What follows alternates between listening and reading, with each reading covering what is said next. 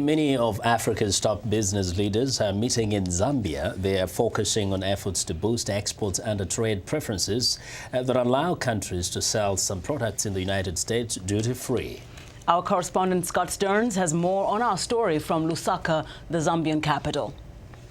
Zambia is hosting the 10th annual meeting of government, civil society and business leaders under the African Growth and Opportunity Act, which has boosted exports to the United States from $23 billion to $64 billion. But the bulk of those exports remain textile and oil products. Business leaders here want to diversify that trade to include more agriculture. Zambian economist Yusuf Dodia says Africa's challenge is producing high-quality goods for the U.S. market. The biggest challenge that Africa has found in terms of penetrating the U.S. market is that Africa is a producer of food products, mainly vegetables and other food crops.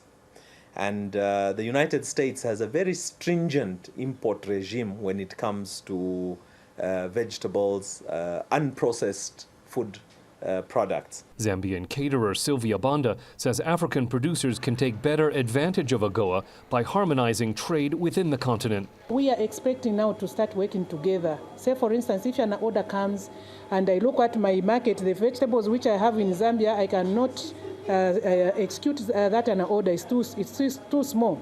I have to go to Malawi. If at all they are also in the same thing, I have to go to Tanzania. We put our heads together, put the order together and execute it. African Union Deputy Chairman Erastus Mwencha says international investors need to change the way they look at business in Africa. The investment has also failed because the perceptions of the continent. Out there, Africa has always been seen as a continent that is out for aid, a continent that is in challenges, peace and security and the rest. Mauritius Minister for Foreign Affairs Arvin Boulel told the conference that it's up to Africa to take advantage of trade preferences such as AGOA to create jobs and invest in infrastructure. We need a full commitment for a new era in Africa. Economic transformation of Africa has become a legitimate right.